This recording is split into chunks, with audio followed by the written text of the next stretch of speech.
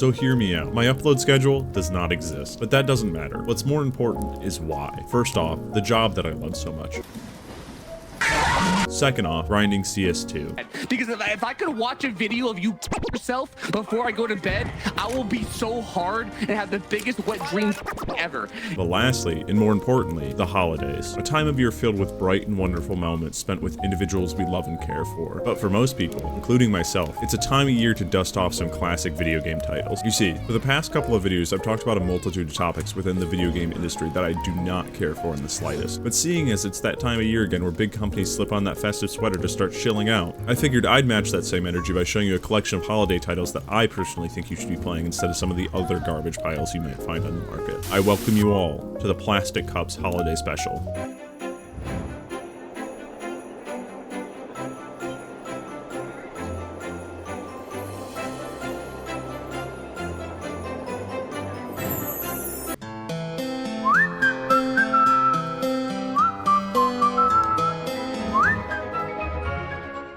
Let's start things off with a classic, Home Alone. This cinematic masterpiece single-handedly convinced a generation of kids that marbles and tarantulas were capable weapons against burglars armed with Colt 45s. But today, we're not delving into the film series. Instead, our focus is on the Sega Genesis video game port. Now, the concept of Home Alone has always struck me as a bit messed up, to say the least, but this game takes it to a whole new level. I mean, in the movies, the McAllisters live in a rich and prestigious neighborhood, and yet the only one holding this neighborhood together is an 8-year-old? Where's the police? Where's the neighborhood watch? Bare minimum, where are the other people? Wait, maybe it's all in Kevin's head.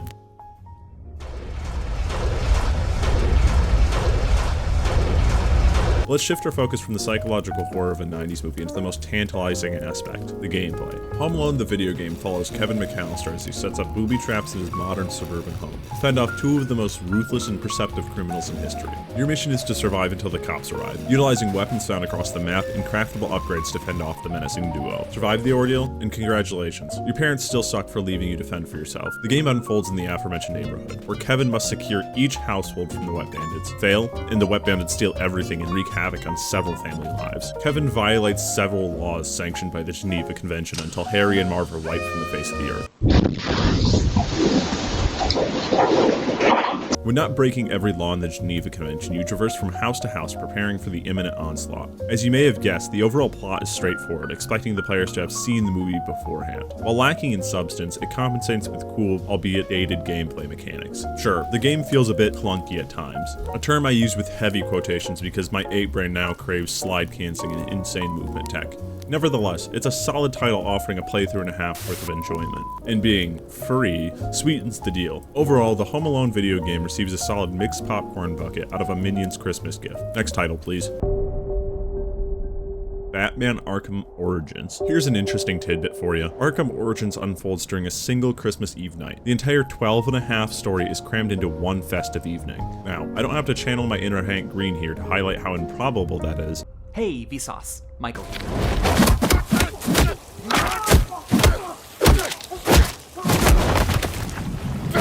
But it doesn't diminish how great the actual game is. Arkham Origins serves as the foundation to the 3 most iconic titles within the franchise. It introduces us to a young Bruce Wayne, years before he donned the iconic cape and cowl. On this fateful Christmas Eve, Black Mask puts a whopping $50 million contract on Bruce, setting the stage for Batman's quest for survival against 8 of the deadliest DC assassins. From here, you hunt down some of the most unique and badass Batman villains, such as Bane, the Joker, and scariest of them all, the Penguin. Pingüinos me la van a mascar.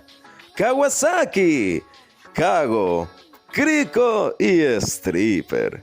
Jokes aside, Arkham Origins is a finely crafted game. Being the 3rd installment in the series, it boasts some of the best gameplay mechanics. Soaring through Arkham Origins like a sugar glider feels epic, and the story, voice acting, and soundtrack are nothing short of incredible. Personally, I have very fond memories of this game, which hit the shelves a solid 10 years ago. Fuck, I'm old. In any case, Arkham Origins deserves an automatic spot in your gaming checklist for this season. Not only is it a holiday-themed game, but it's also a damn good game. The duality of a young, inexperienced Batman battling his future villains while navigating a city and police force that doesn't yet know him exudes a certain swagger. Full of the exaggerated swagger of a black.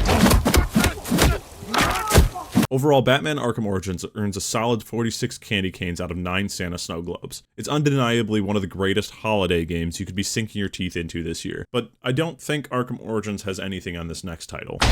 Batman Origins was the epitome of storytelling. Elf Bowling is the Socrates of video games. If you're unfamiliar with Elf Bowling, which I'm sure many of you are, Elf Bowling is revered through online communities. It is known as the greatest Christmas video game of all time. You may be asking yourself how or why Elf Bowling has amassed a title with such weight as the most pronounced Christmas game ever conceived by man. Well, I have 3 words for you.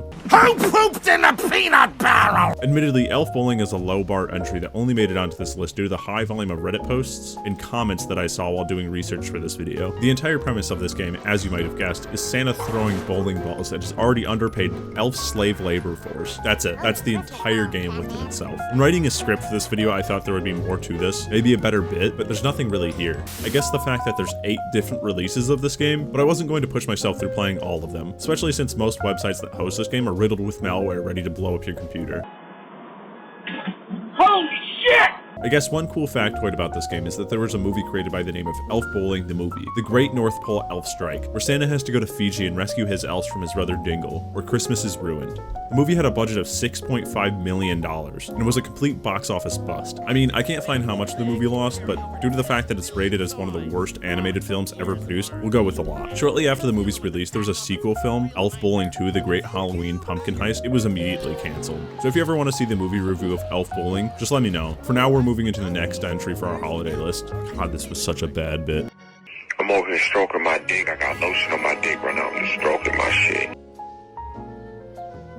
Bully is a game that I'm sure everyone and their mother has played or at least seen at some point. This is due in part by it being frequented by massive content creators ever since the game's release. Individuals such as PewDiePie, Modest Pelican, and Call Me Kevin have at one point made entire series or videos on this game, obtaining millions if not hundreds of millions of views collectively. Not so surprisingly, Bully is the brainchild of Rockstar Studios, the same folks who brought you GTA 5, Red Dead Redemption, and the much anticipated GTA 6.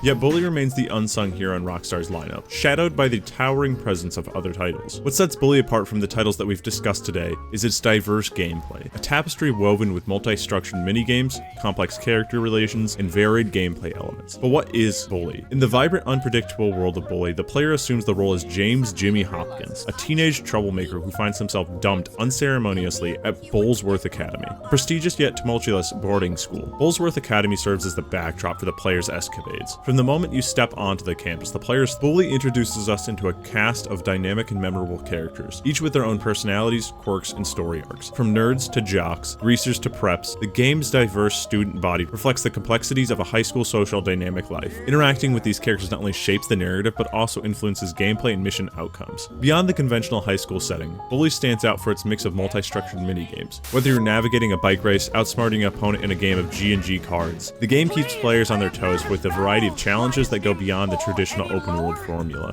Bully's narrative is interwoven with intricate character relationships, allowing players to form alliances and make enemies. Your choices and interactions with students influence the game's unfolding story, creating a dynamic yet personalized experience. When we talk about an S-tier game, Bully earns its place with flying colors. Its immersive storytelling, diverse gameplay mechanics, and the ability to capture the essence of high school life makes it a standout title. It may not have garnered the same attention as its blockbuster siblings, but for those who have delved into the world, Bully's an unforgettable journey back to the tumultuous years of high school. In short, I think Bully is something that you should at least try. I mean, if this guy made 23 videos on it, I think you could get a couple hours of fun out of it. Bully gets a holly jolly Santa out of a Krampus-filled Christmas. Next title.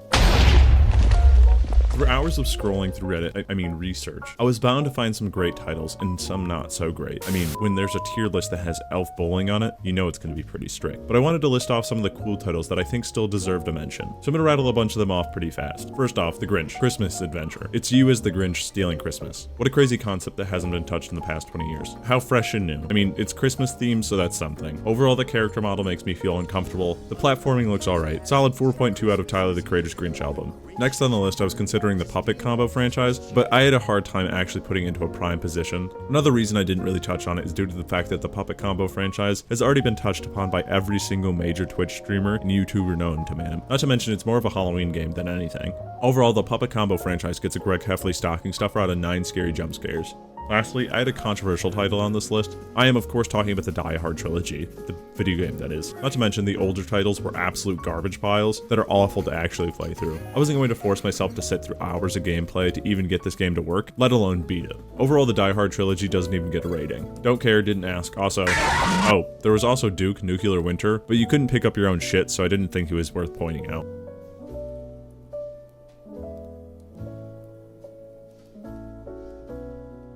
Hey, thanks for tuning in. Apologize for the delayed release of this video. I had a bunch of different ideas in the pipeline, but some of them only made it to the halfway production stage, but hopefully it doesn't bother that much. I genuinely hope you enjoyed this video. It may not have been the groundbreaking, thought-provoking masterpiece some of you expect from me, but I hope you found something enjoyable from it. Now, looking ahead, I'm kind of optimistic about sticking to a regular upload schedule, but we'll see. Speaking of which, for my next video,